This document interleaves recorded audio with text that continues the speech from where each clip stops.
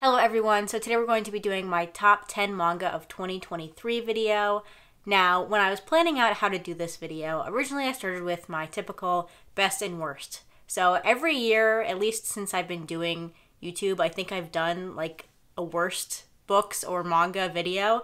But this year I decided, because I have so many favorites, I'm not going to talk about my worst ones, which is weird for me.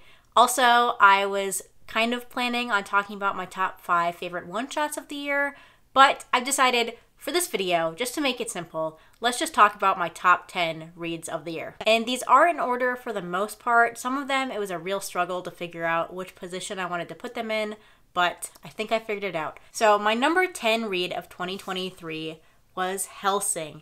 So this was a huge surprise to me. I thought this manga was just going to be one of those, dark and gritty seinen manga. And while that is true, it's also very funny and fun. All of the characters are highly exaggerated and kind of ridiculous.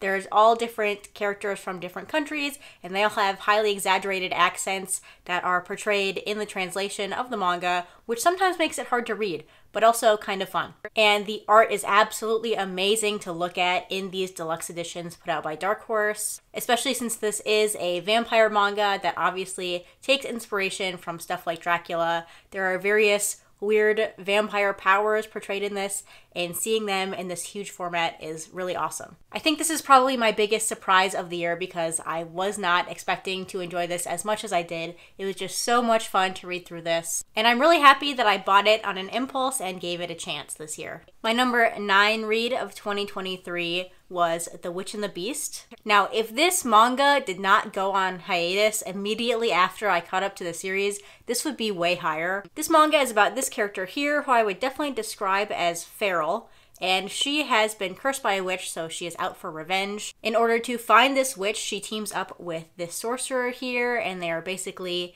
in a kind of crime division investigating reports of witches. This is a dark fantasy manga, and it obviously takes some influence from various fairy tales. But for me, the aesthetic of this manga is unbeatable. The art is amazing. While I was reading this, I loved stopping and looking at the panels that are very highly detailed and being introduced to all these witches, their dark powers, and the other dark fantasy creatures in this manga. I also felt like the main characters are also very unique. This character here has a secret that I'm not going to talk about, but you learn about it pretty quickly. And because of all that, this manga was very memorable. I had so much fun reading it this year. And I'm even going to check out the anime, which I don't watch anime very much anymore, but I love this so much that I will do so. My number 8 read of 2023 was Nausicaa of the Valley of the Wind. This is Hayao Miyazaki's epic fantasy manga about a girl who is trying to save the world from environmental destruction. This is a manga I went into knowing absolutely nothing about it. I had not watched the movie, I hadn't looked into the synopsis of this at all, so I was completely shocked by the amazing world building and the very relevant environmentalist message. This was so good, one of the most unique worlds I've ever explored when reading manga, and I had a fantastic time reading it. And my number 7 read of 2023 is Dementia 21. This is a surreal satire manga focusing on this young woman here, and she works in elder care. Which sounds pretty straightforward, but she experiences very strange events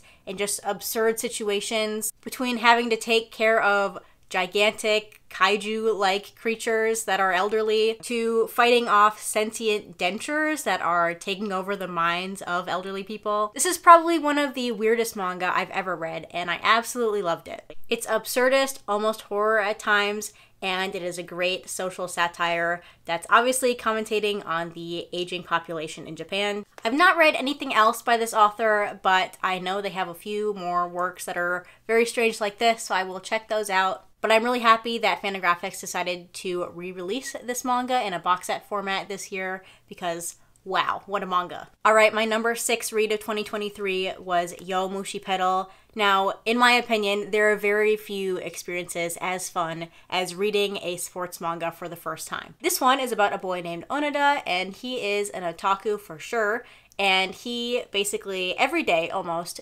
bikes to Akihabara in order to get gacha things and other otaku stuff. One day, some people on the cycling team notice him and they try to recruit him, but really, he's only interested in anime. As you can probably guess, eventually he is convinced to join the cycling team, where he makes some great friends and learns that he actually does love riding a bicycle. This might be the most ridiculous sports manga I've ever read. It's highly exaggerated, the characters are crazy and weird. You have people that look 10 feet tall, you have people turning into bugs in the middle of a race. It's pretty crazy, but also very fun. I love that this is a long-running series because I do have so many volumes to read and enjoy. I really hope that Yen Press eventually reprints some of the early volumes so more people can pick it up.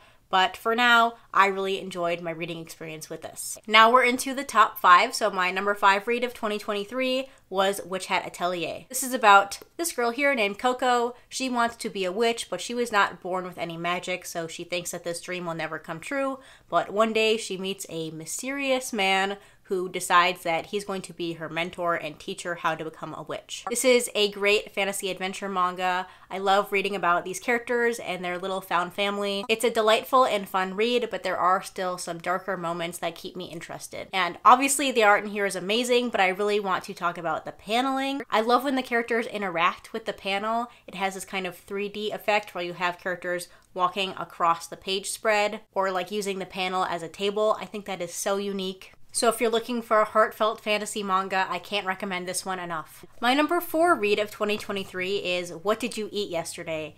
And the fact that a slice of life manga is this high up on my list is very surprising to me, but stay tuned for later where I might have another similar surprise. But this is a manga about these two middle-aged men here. They're in a relationship and they live together in Japan. It just follows some very simple moments in their lives. It goes through quite a few years, so you don't see a lot of overarching conflict. It's really just, here's this thing that happens, here's how we worked through it, and now let's eat food together. They also have some interactions with their neighbors or their colleagues, but all these moments are connected through the creation of food. And it's just a really nice read. I don't know how else to describe it. I ended up reading 16 volumes of this in 2 days, which is kind of crazy. It also discusses LGBT issues in Japan, but very casually, I would say. It's mostly just these two going through their lives, eating meals together, and so it's a very nice, refreshing read from all of the darker stuff I tend to read. My number 3 read for 2023 is Beastars. I read this all the way back in January and I still think about it almost every day. This is a psychological drama manga set in a world where there are carnivores and herbivores,